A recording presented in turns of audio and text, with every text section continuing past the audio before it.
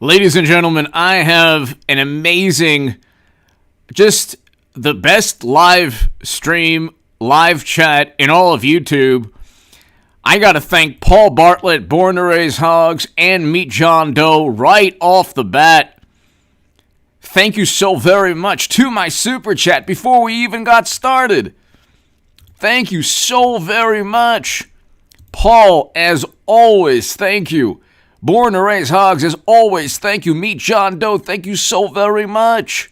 I hope all is well. Ladies and gentlemen, the third indictment in the special counsel. Remember when half the country was tubining themselves in ecstasy over the Mueller probe? And they said, it's Mueller time, it's Mueller time. Oh my God, it's Mueller time. Well, this is the third major indictment. Durham charges Steele Dossier subsource with 5 counts of making false statements to the FBI. Danchenko is expected to make his initial court appearance in federal court in Alexandria, Virginia on Thursday. Federal agents arrested the primary subsource who contributed to the unverified anti-Trump dossier Thursday as part of a special counsel John Durham's investigation into the origins of the probe into whether Trump campaign colluded with Russia to influence the 2016 presidential election. You would have to be a complete and utter imbecile, a complete buffoon and fool, to believe that Trump worked with Russia, which of course never happened. David, hello. Eric, Luke, hello. Everybody, Eric has a YouTube and Odyssey channel. Subscribe to his YouTube and Odyssey channels. I have a stock market crash channel. Subscribe there. That's below in the pinned comment. In addition to this channel, we are over 186,000 subs, everybody. We are over 186,000 subscribers. And I want to thank you. We're on our way to 187,000, on our way to 200,000 plus. My article in the Federalist on the upcoming stock market crash. Unfortunately, Democrats, Biden, and the original sin of tanking the United States economy last year deliberately is going to lead us towards a devastating stock market crash. I write about that in the Federalist. Read that below in the pinned comment. Ladies and gentlemen, Igor Danchenko's arrest is linked to the federal grand jury indictment in the U.S. District Court for the Eastern District of Virginia. Durham is charging Danchenko with 5 counts of making false statements to the FBI. The charges stem from statements he made relating to the sources he used in providing information to an investigative firm in the UK. He is indicted for working alongside Christopher Steele. This is what happens when you devote your life to taking down Trump. You yourself get taken down. I have never seen anyone, ladies and gentlemen, like Donald J. Trump. I've never seen anyone like him. Is he perfect? No, he's not perfect. But there's something unique about Trump. And to a tiny extent, I've had that in my career, my somewhat short career in media, about 7 years or so. When somebody tries to take you down and tries to hurt you, and this has happened in my life, the opposite takes place. They get their skeletons, their iniquities, their sins come to the forefront, their criminal behavior. And every single, before we get to this,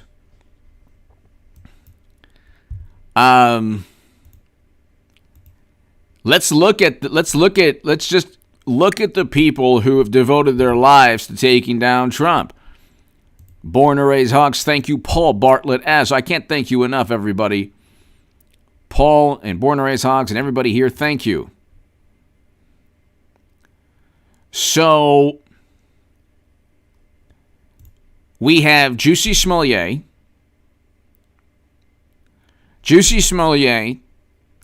Eric Schneiderman. You can go along with me. If I'm missing someone, let me know. Jussie Smollett, Eric Schneiderman, the Attorney General of New York. Then you have America's governor, the Emmy Award-winning Andrew Cuomo. That's 3. Andrew McCabe, kicked out of the FBI. Peter Strzok, kicked out of the FBI. Kevin Kleinsmith, indicted. Sussman, indicted. Danchenko, indicted. Christopher Steele, about to get indicted. That's 9 people. Alec Baldwin ended someone's life. And, I mean,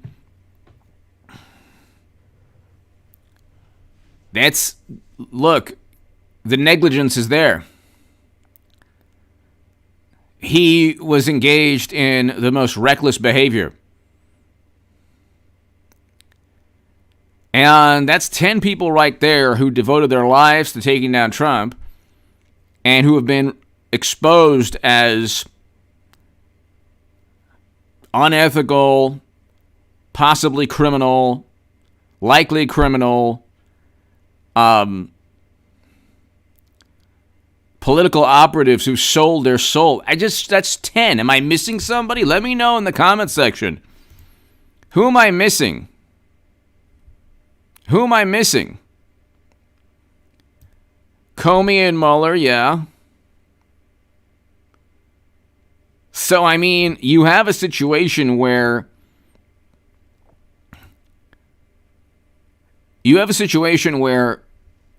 they tried, here, like, we could just look.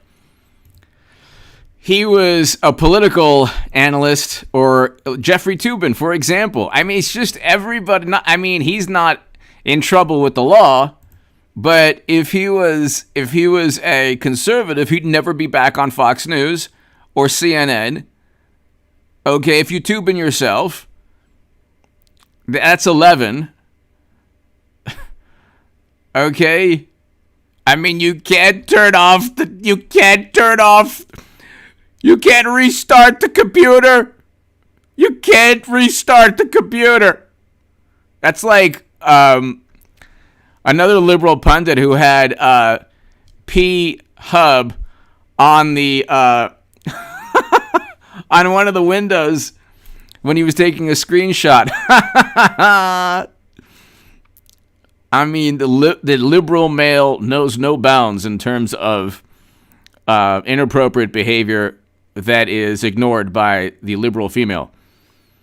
Because Trump is worse, always. Who else am I missing? That was 11 people. Oh, Michael Avenatti, 12. Michael Avenatti is, in prison now for a couple of years?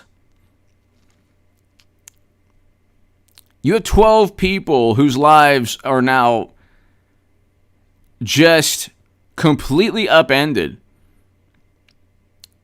because they thought that trying to set up and frame Trump was a sport, was something that would give them power and influence and prestige.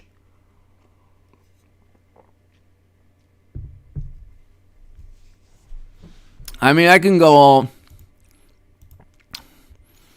we can go, that's right. Cowboy Bacon, that's right. I mean,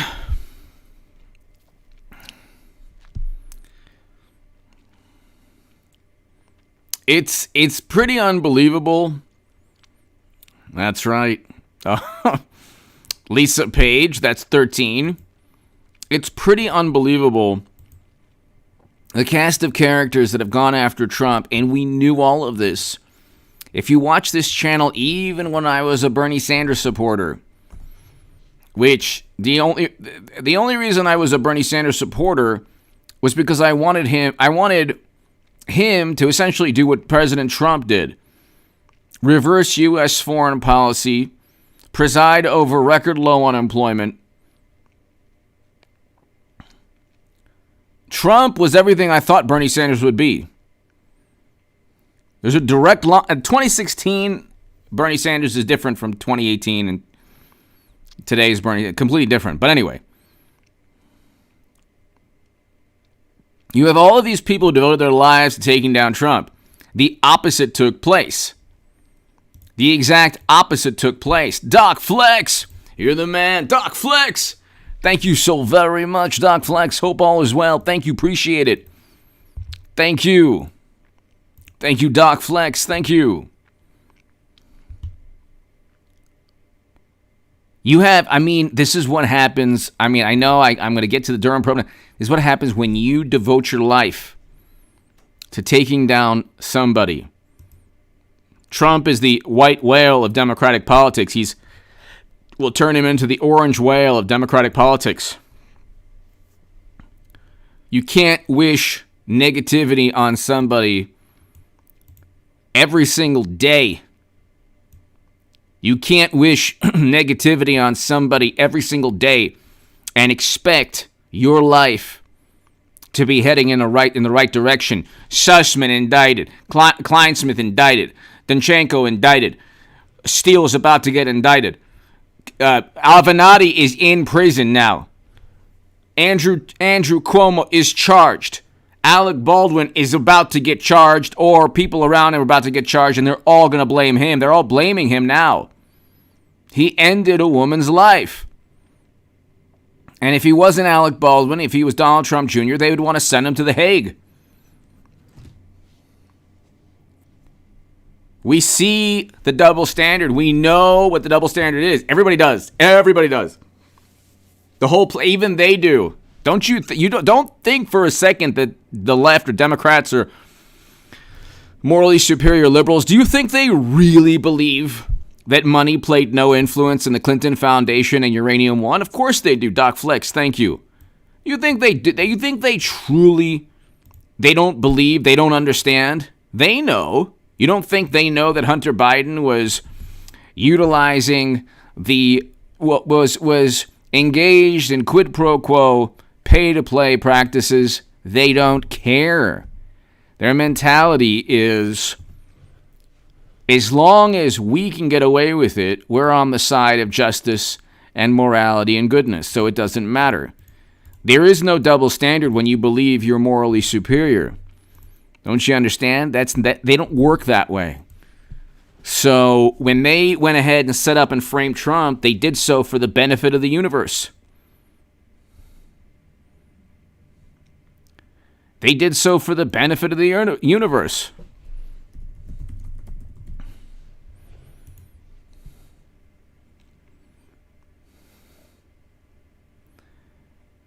They wanted to make sure. They wanted to make sure that they took down Trump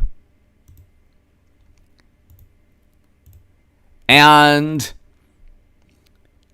they did so in a manner that left them open to future criminal indictments. They lied under oath. And the funny thing is, what Durham is doing, this is kind of amusing. He's allowing the FBI to distance itself, and this is really interesting. He's allowing the FBI to distance itself from legal repercussions just for the moment. He's saying, hey,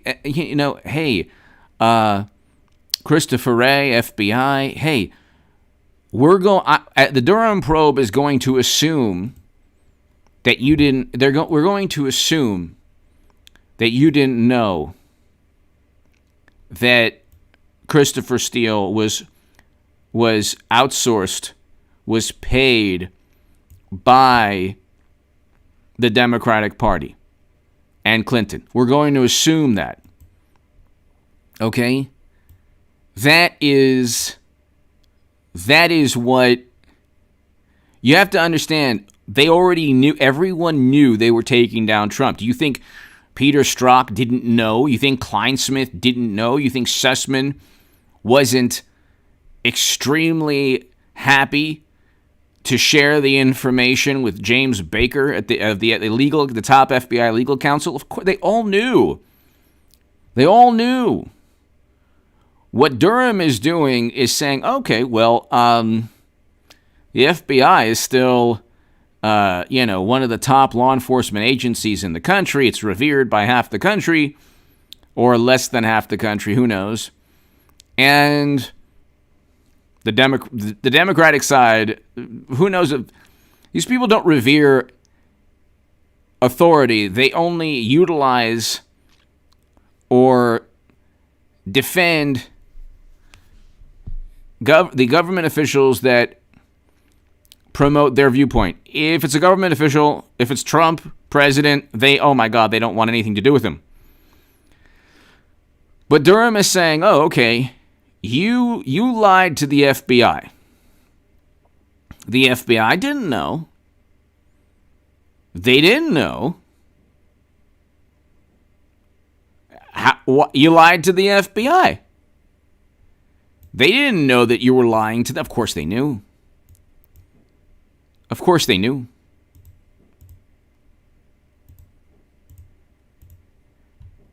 Of course they knew.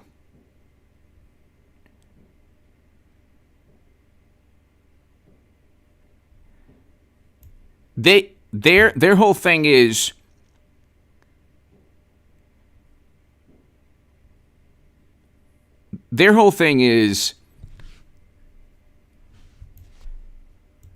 give the FBI a chance to say, hey, we didn't know.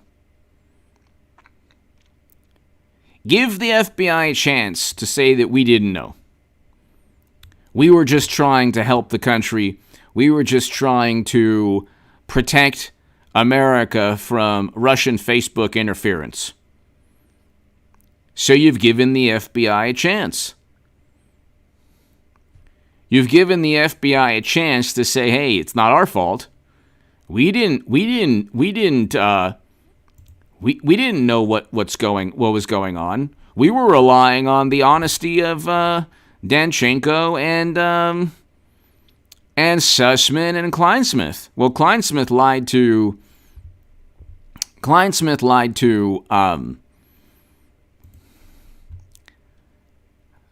the FISA court. So FISA judges. So these people are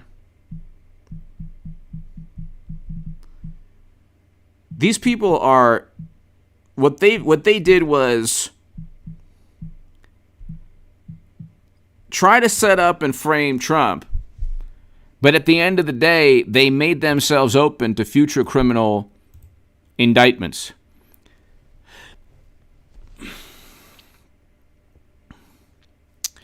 Janice, no, they don't want to talk about the media in general. This is a special counsel, just like John Durham.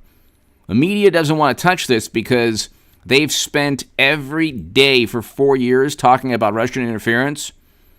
And if they touch or address the fact that they were duped yet again, or they were willingly spreading misinformation and disinformation, because the dossier included disinformation from the Kremlin, the same people they were trying to protect us from.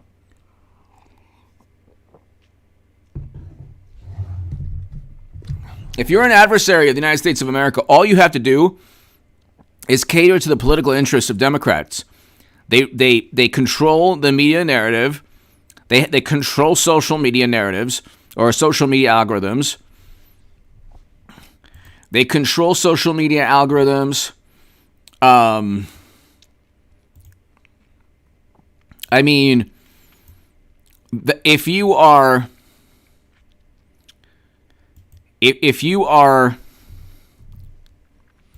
trying to,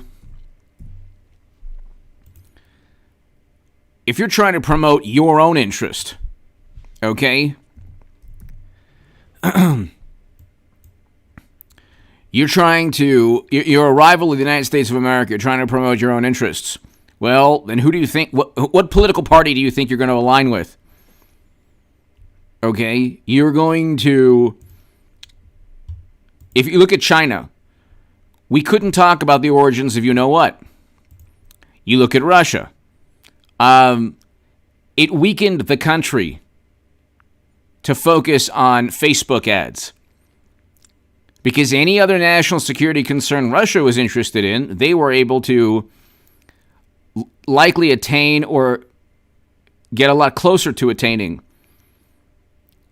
For example, their foothold on energy, uranium, number one, being a commodity that they obtained a global dominance in with the Uranium One deal. And now uranium is at an all-time high. And they supply Europe with natural gas. So you gotta ask yourself, if you are Russia, you can get 20% at one point of U.S. uranium capacity. Then you spread disinformation in the form of a dossier through Christopher Steele, because half the country is apoplectic, hysterical, unable to process defeat at the hands of Trump. And so they're obsessed. They're completely obsessed. And they're going to, like I said, promote the interests of another country, while at the same time trying to promote theirs. So the Democratic Party's interests, whether it's protecting Clinton, the Clinton Foundation Uranium One story, fiasco, or protecting, you're wrong, Dr. Rand, and in making sure we don't talk about the origins of you-know-what. If you're a rival country, make sure, like Terry McAuliffe is linked to a billionaire in one of the countries I mentioned. So, and there was an FBI criminal probe on him regarding campaign finance. But ladies and gentlemen, you look, and let's just continue reading this.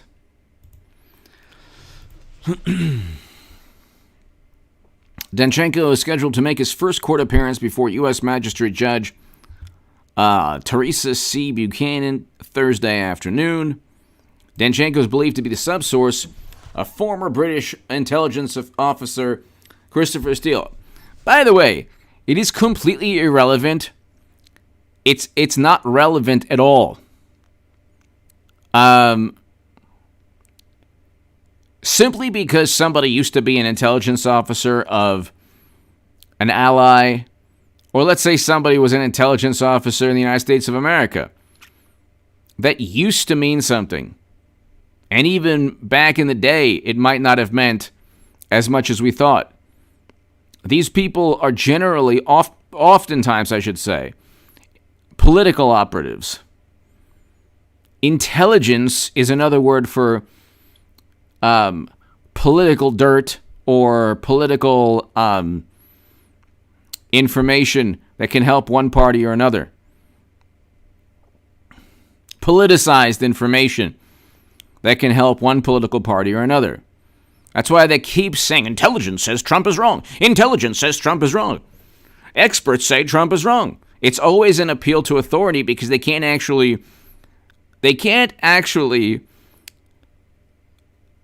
defeat or refute many of the things Trump has said. So Trump says, hey, look, it started in you-know-where in this country. They can't, what are they going to say? Well, so it's baseless. Intelligence isn't sure. Okay. Started 20 miles from... the first known case was, 40 miles or so away from the facility that was doing experiments on that very thing. So, it's not it's not a leap of logic to say, yeah, probably. And Trump was right, or very likely right. But they couldn't talk about it. It benefited that country not for us not to talk about it. It benefited the Democratic Party. Because if they are confronted with the reality that, hey, that's not Trump's fault, they possibly lose the election.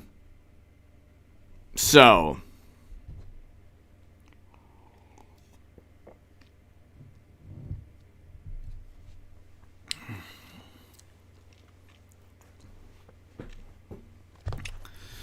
you have a situation where these people have to lie.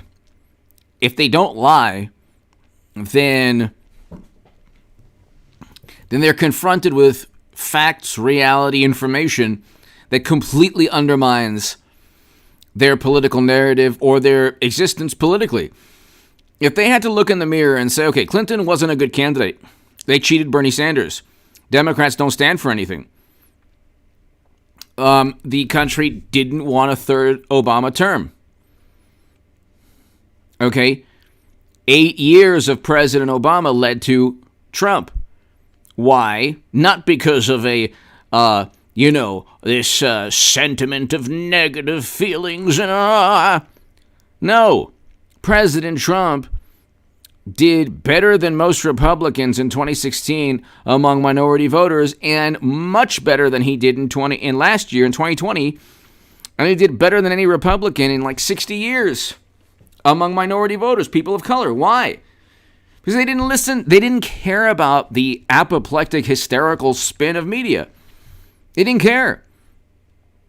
So Democrats can't look in the mirror and say, oh, we stink. We cheat our own candidates.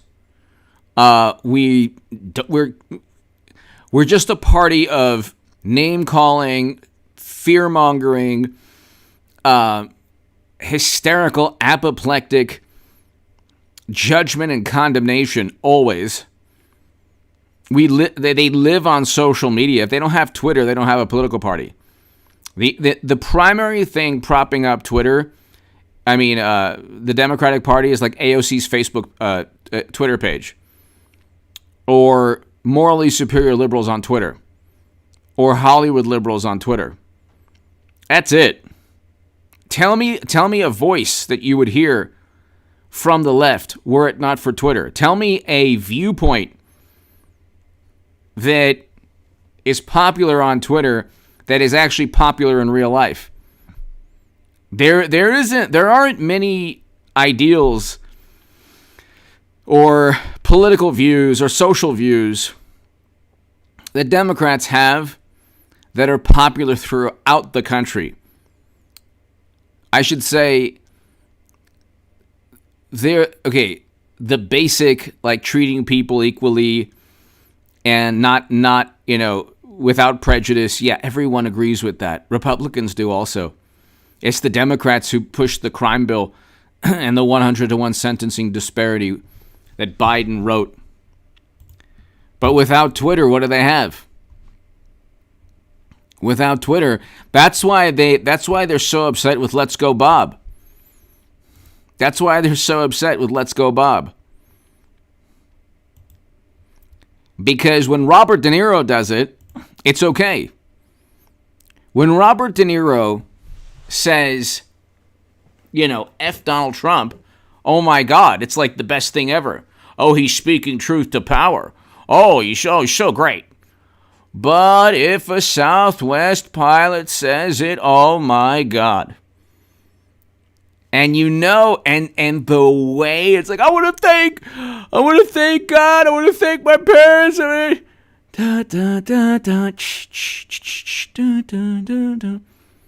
Oh, they're saying, let's go, Bob. Oh, no, they're not. Interviewer, they're saying something else. But see, that's it's so brilliant. It's such a perfect moment. It embodies American politics. The people are saying one thing, and the TV personality is trying to twist the sentiment. Because the truth, the reality of how unpopular Biden is, he's definitely the most popular candidate of all time. That we can't refute. But see, even that, if they don't suppress ideas, if they don't have the ability to suppress, if Democrats don't have the ability to suppress ideas through economic means or peer pressure or shaming, their ideas never flourish. Okay? Major League Baseball moves its All-Star game for no reason, because they say the law is constitutional. The Supreme Court actually backed it up and said it was constitutional. They didn't even wait for the Supreme Court. They just move it. They just move it. And they focus on January. It's like, okay, we'll charge somebody with sedition. Oh, you're not going to charge anyone with sedition? Okay, that's because you've been lying the whole time. Meet John Doe, thank you. So, you have a situation where if they don't have social media algorithms suppressing thought, go to any YouTube interview with Hannity or Trump. It's like 1 million views. That's why I say Trump should go on Joe Rogan.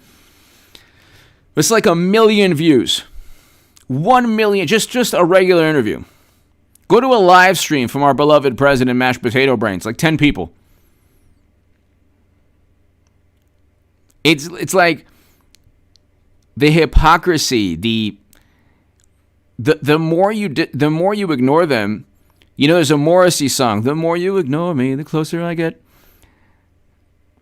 The more you ignore them, the angrier they get.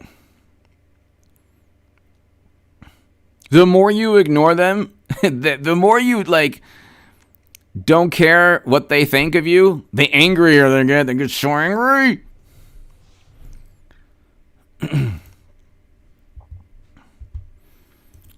But let's continue. So, according to the indictment, in March, May, June, October, and November of 2017, Danchenko made false statements regarding the source of certain information that he provided to the UK investigative firm that was then included in reports prepared by UK investigative firm and subsequently passed to the FBI. The June 15, 2017 false statement count alleges that Danchenko denied that he had spoken with a particular individual about material information contained in one of the company reports, which he knew was untrue. And he made the same types of statements that he knew were untrue 5 different times. So I fix this. Oh no. 5 different times. He knew statements to be untrue 5 different times. Yet he deceived the Bureau, and they were just trying to keep America safe from Russian Facebook ads. We knew it was all lies in 2016. They were all lies.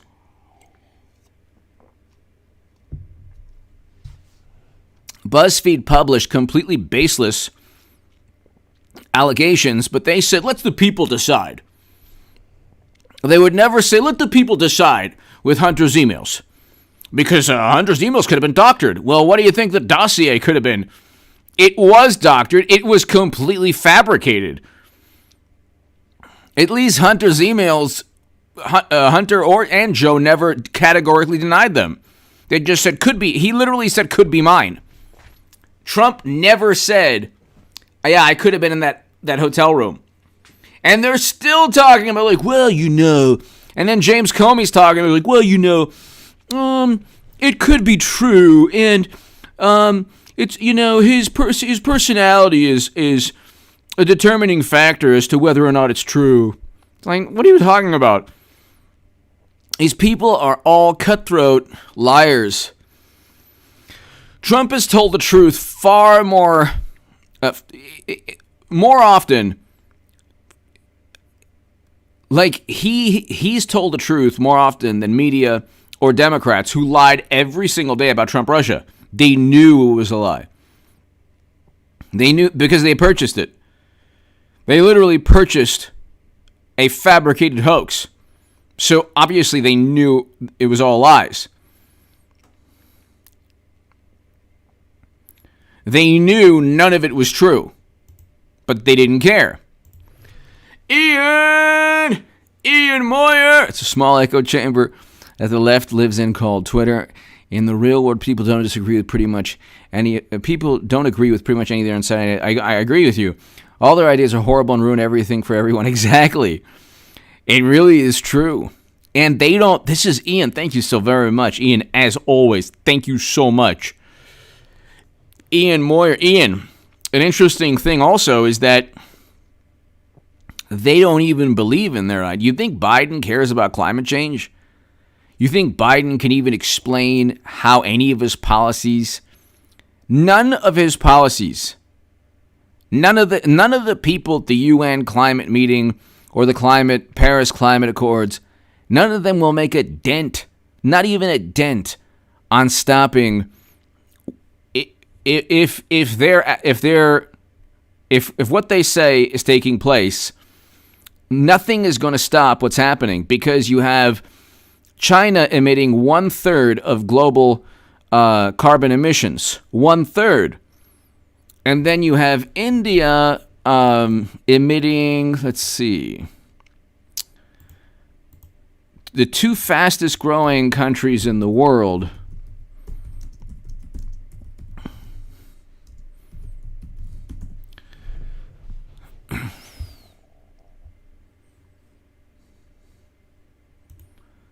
So about 7%, 7 to 10%. So about 6.87%. And China,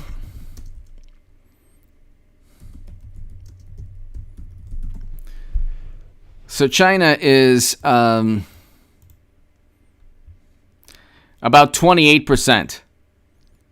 So you have about 34%, 35% of the entire planet's carbon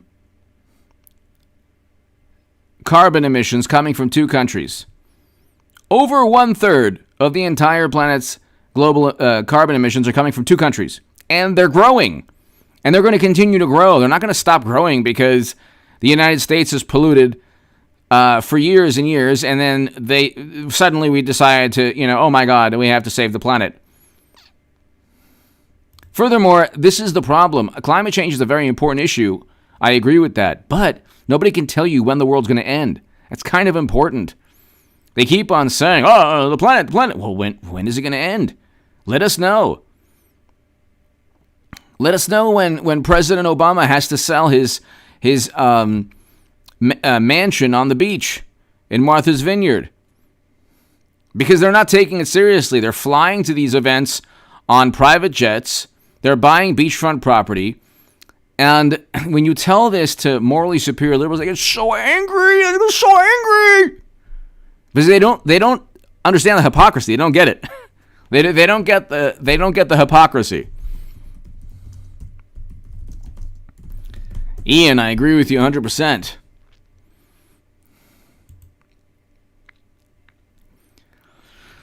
So,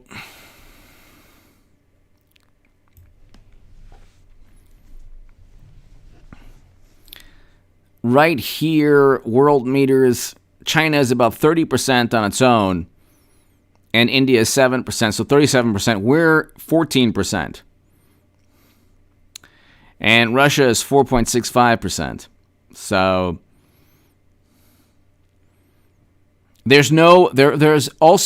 are no repercussions. What are you going to do? Right now, Russia is supplying Europe with natural gas, but also what kind of economic repercussions are you going to impose upon China or India? You can't. They're going to be number 1 and 2 in terms of the economy. We'll be number 3. So, but all you have, it's an important issue, but you have this morality fetish, this endless condemnation and judgment and preaching and sermons. Nobody cares. John Kerry even said,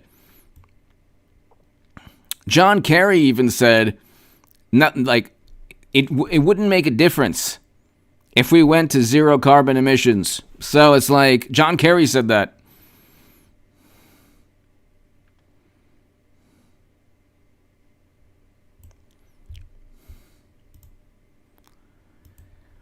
But let's continue here. So he made a false statement in March, May, June, October, and November.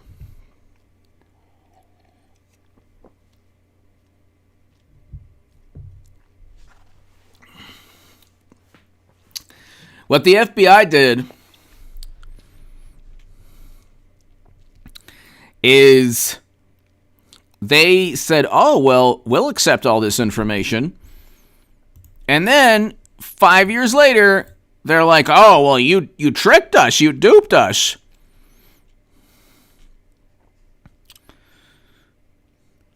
You tricked us. Why did you trick us?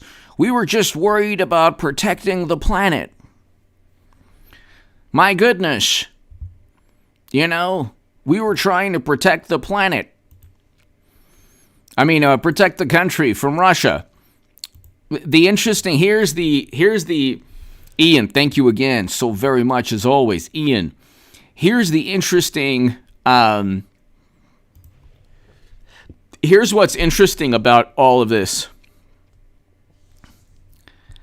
The FBI knew that we're getting lies. They knew all of this. They knew it was all nonsense. They didn't have any intelligence. There was no intelligence from the United States of America against Trump. It's not difficult.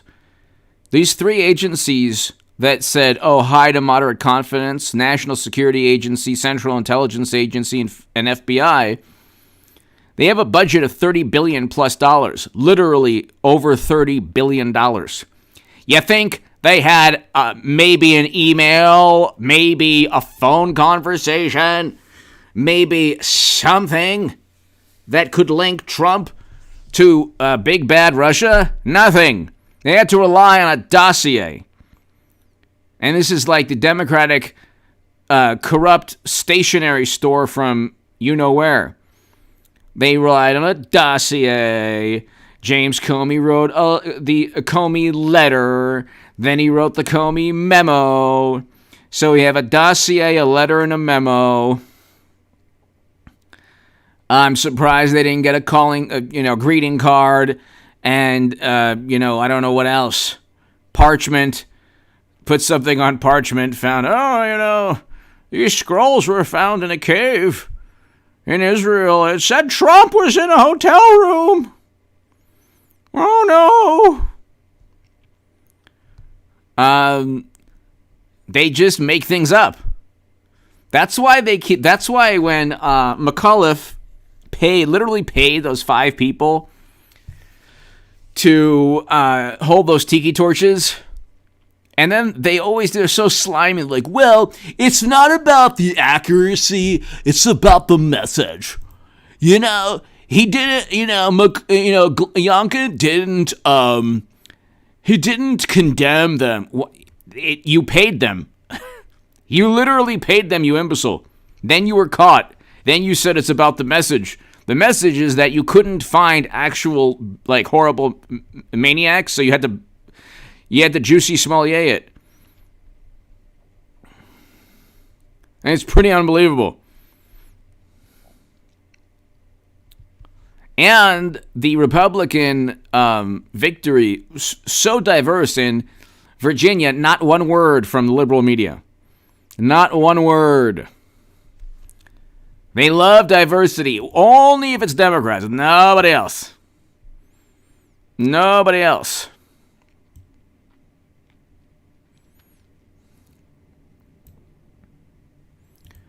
So, let's go, Bob. Let's go, Bob. Because you know that they're about to put the algorithm on the normal phrase. Ian, thank you again.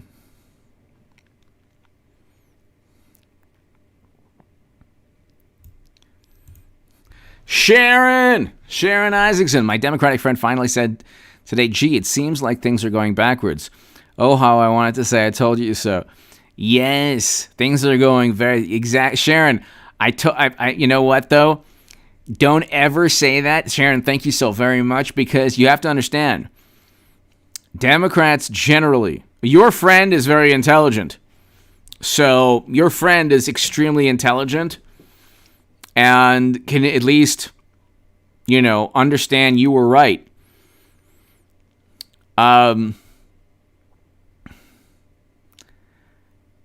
It doesn't matter. For most Democrats, you can have a stock market crash, which we will have, unfortunately, a complete stock market crash. They could be, like I said, swimming in the ocean with 3 great white sharks, dorsal fins coming out them, stingrays and jellyfish underneath them,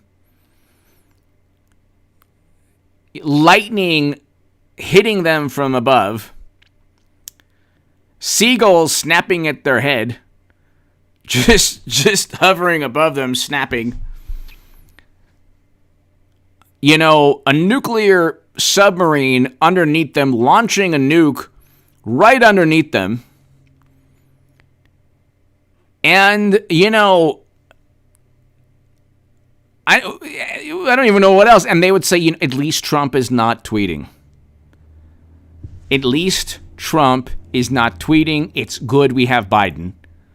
There will never be an I told you so moment. It will never happen. Sharon, thank you so very much. Golden Hour!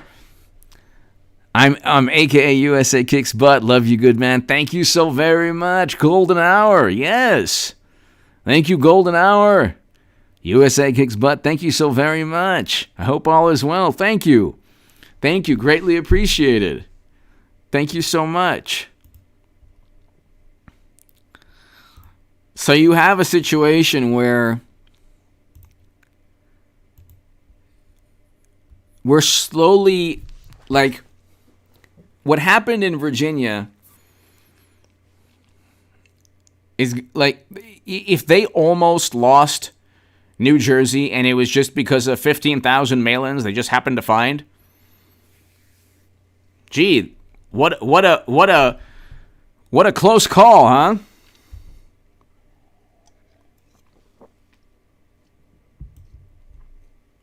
Let's see, Phil Murphy, the worst, along with Cuomo. And God bless the people of New Jersey. Only the best people, most amazing people in New Jersey. But my God, Phil Murphy's horrible.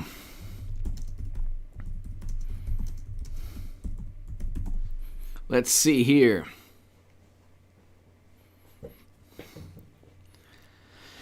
Murphy wins after mail-in ballot extend lead. Gee, what are the chances?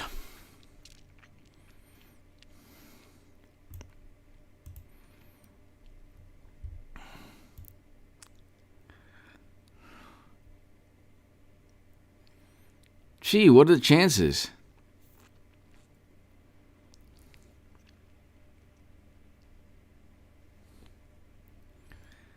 How many?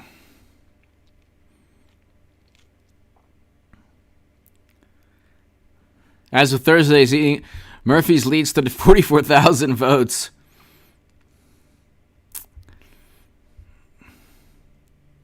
Out of 2.5 million votes counted.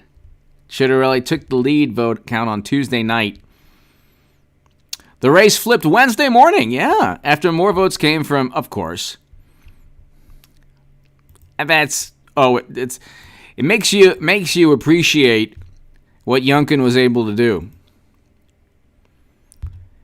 If you're a Republican, you better be up by 200,000 votes. That's all I'm going to say about that. You better be up by 200,000 to 300,000 votes. 400,000 votes before the mail-ins come in, because that's very fair and neutral. Very fair. Debbie Wasserman Schultz, very fair. Everything was just fine. Just fine. Very fair. Absolutely.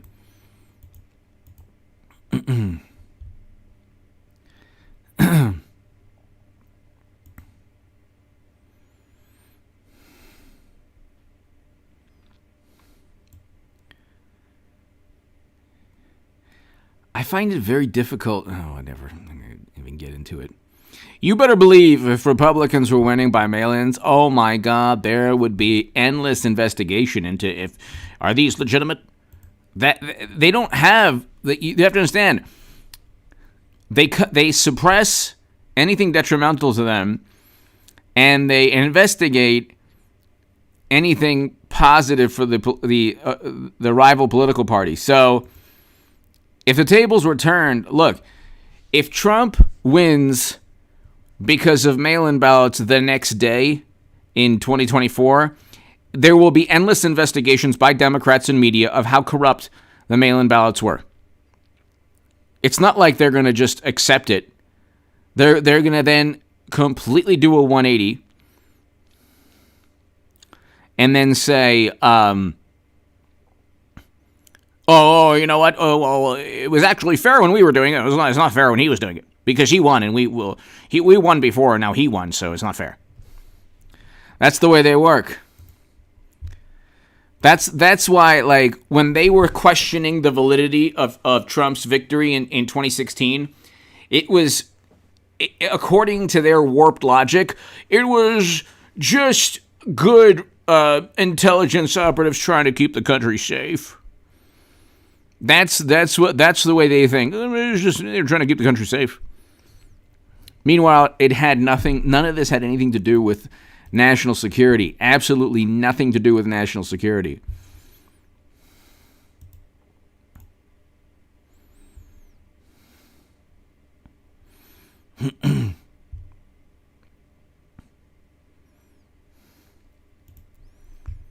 You better have, if you better have, as a Republican, at least in any congressional or governor contest for governor, you better have a 300, 400,000 vote lead.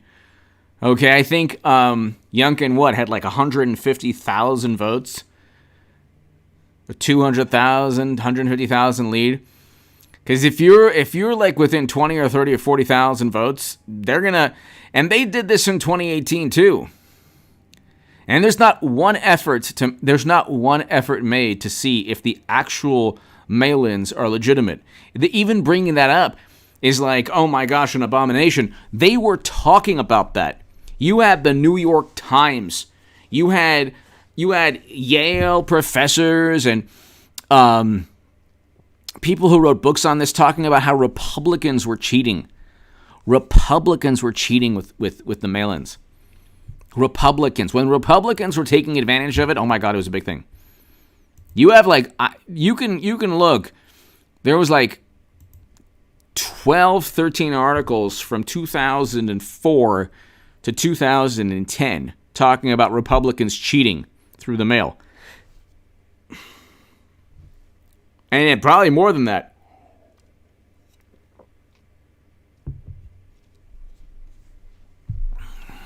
But you can't talk about that either. So,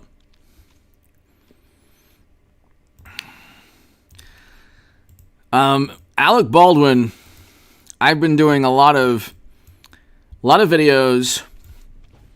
I'm going to do a video after this live stream.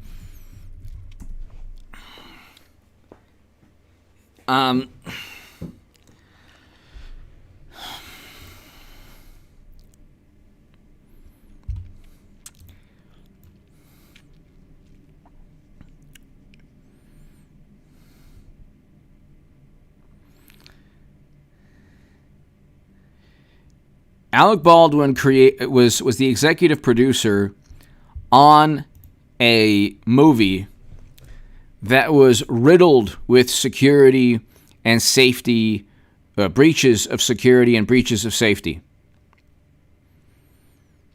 And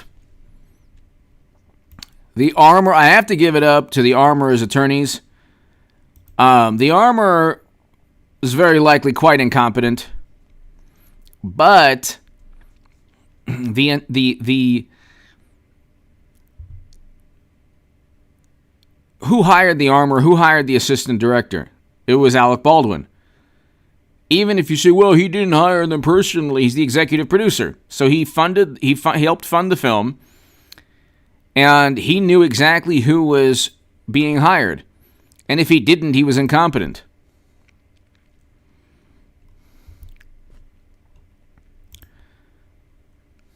It's like a drunk driver that ends someone's life. Speaking of, my God, Henry Ruggs. Oh.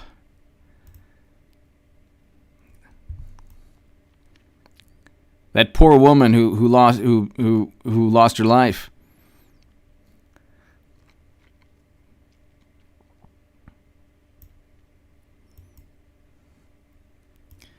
Just really terrible.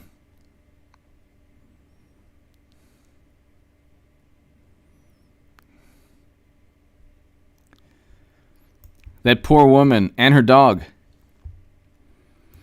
And that's why, like, alcohol is the worst.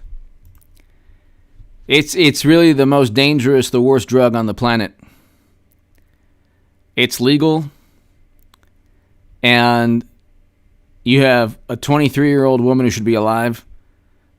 A family completely devastated. I mean, completely devastated. Family said it doesn't even seem real. I mean, could you imagine?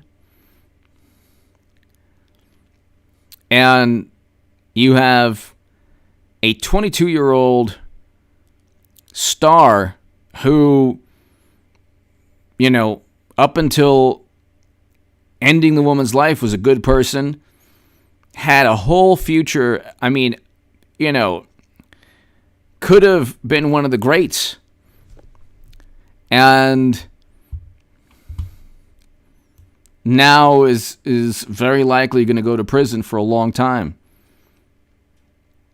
Because in Nevada, that is a huge crime. In every state, but so, and the victim was about to get U.S. citizenship. Just so terrible. So terrible. So terrible. But see, that's the thing. I mean, we've been so focused as a society on you know what. And it's like life is so unpredictable. So unpredictable. So unpredictable, and you can lose your life any day. That's why every single day you have to. Your life can be altered. You could, God forbid, end someone's life. Your life could end. And a million other different ways than you know what. You could wear whatever you want on your face. But at the end of the day, you know, the world can be quite a dangerous place. There was a drunk driving accident in Southern California where 2 children were run over by a socialite who was racing her car in front of the parents. The parents were able to save 2 of the children. So they had 4 children, and 2 children lost their lives instantly.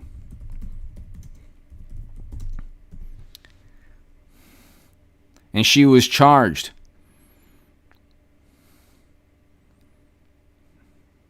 Charged with murder. So, I mean, that's the thing. I mean, Alec Baldwin, he likely didn't wake up in the morning saying, I'm going to end someone's life. Drunk drivers don't usually wake up in the morning saying, I'm going to end someone's life. But you know, the world is so dangerous. And if you engage in reckless behavior, you could end someone's life. Joe Boxer, you know his next booking institution. Joe Boxer, thank you.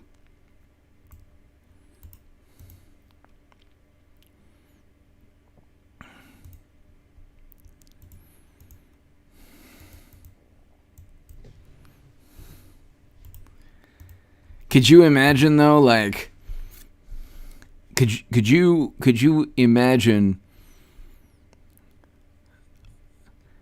ending someone's life? Well, waking up in the morning that morning, and having your life ended by a drunk driver, or being, generally good person, whatever, but reckless and irresponsible, to the extent that you've allowed yourself that evening to get plastered.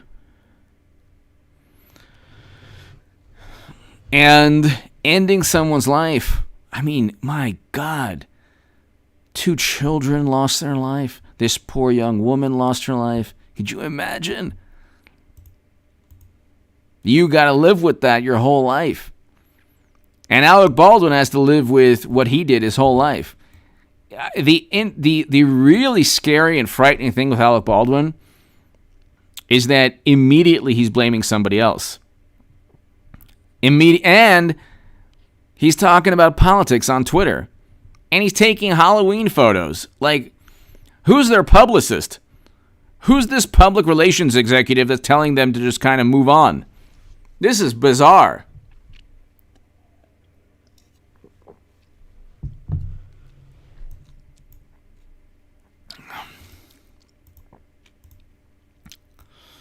Joe Boxer, thank you.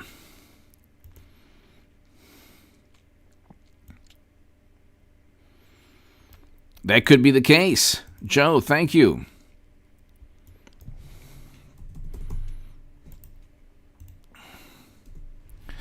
Let's see.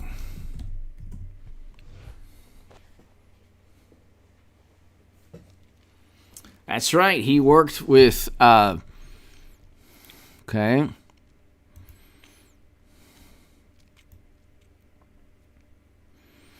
Arrest illustrates how Steele Dossier, a political dirty trick orchestrated by Hillary Clinton.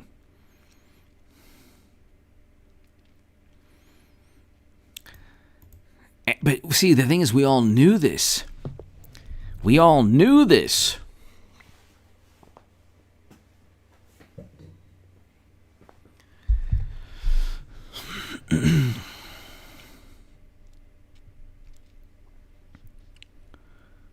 All of these people, like, they really believed that they could get away with setting up and framing Trump. And now you have a special counsel. Joe Boxer, I agree with you.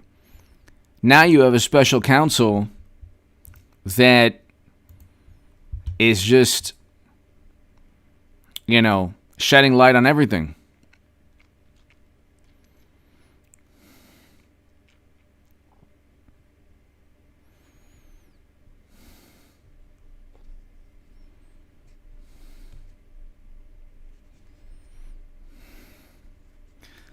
So many people were a part of this, and you have Trump getting the last laugh. Like, they think they're like, they keep on obsessing over January, then charge somebody with sedition or move on. Because you could talk about how they were trying to overthrow the government. Nobody believes this. The average American doesn't think about January, what the tragedy that took place. It was a tragedy, I agree. The average American doesn't think about that. It was a tragedy. That officer, that woman, those individuals should be alive today. But they're hypocrites. The Democrats are hypocrites. They care about law enforcement only when it suits them. They care about unarmed victims of brutality only when it suits them. And then when it doesn't suit them, oh my God, it's like the more just as or even more vicious than anything said about people who have lost their lives to brutality. So it's like the complete and utter hypocrites.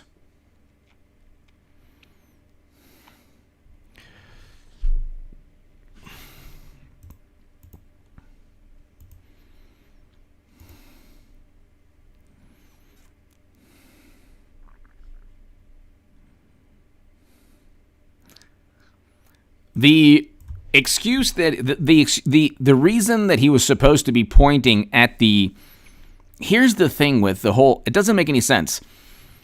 The armor wasn't even on the set when he was holding the firearm. She was told not to be there because it was a tech prep. She was supposed to be there whenever there was a scene with a firearm. The armorer was supposed to be there. Her attorneys say she wasn't there because it wasn't a scene involving a firearm. So why did Alec Baldwin have to use the firearm? Why did Alec Baldwin have to use the firearm? Furthermore, the cameras were not rolling. It was called a tech prep. There was no need for the cameras to be rolling, and the camera crew walked off in protest of unsafe conditions hours before the cinematographer lost her life.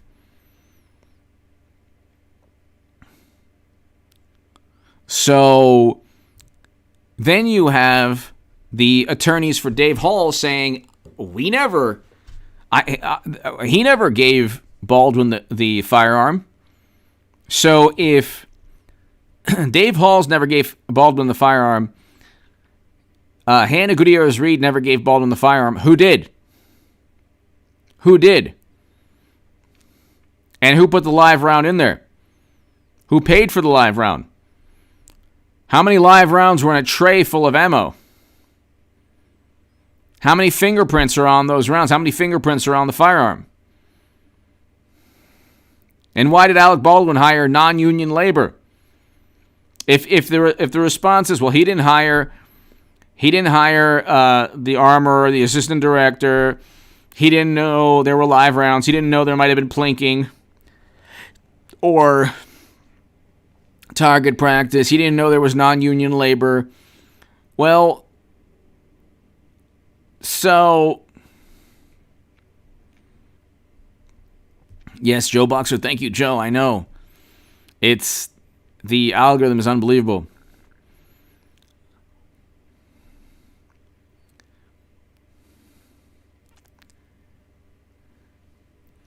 It's like, if the argument is that he didn't know because he was too above everything to know, well, he should have known. He was the executive producer. And he should have gone to, there should have been meetings, safety meetings, that the armorer said didn't happen. I agree. But someone introduced those live rounds. Someone introduced the live rounds. So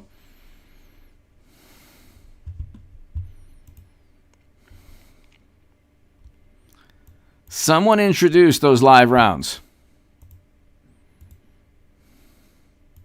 And that's $1 million question there. Ladies and gentlemen, thank you so very much. To my super chat, thank you. Eric, thank you. Luke, thank you. Everybody here. Ian, everybody here. Paul, Born to Raise Hogs, everyone, thank you so very much. I'll be back tomorrow, everybody. Have a great evening. In about a couple of hours, I will have a segment on Alec Baldwin. So, ladies and gentlemen, thank you. Be here on this channel at about 10:45 p.m. Pacific for the upload on the latest, on the Alec Baldwin fatality, scandal, controversy, mystery. It really is a mystery, unfortunately. Someone lost her life because of his incompetence, but also because of some foul play. There will be criminal charges. I don't know if it's going to be against Alec Baldwin, but in the way his recklessness warranted criminal charges. Joe Boxer, checking out. Watch Talbot. Will do. Joe, thank you. DBL, thank you. Arshan, I agree. Colonel, thank you so very much. David Von Kettering, hello and thank you. Thanks, everybody. I'll see you tomorrow.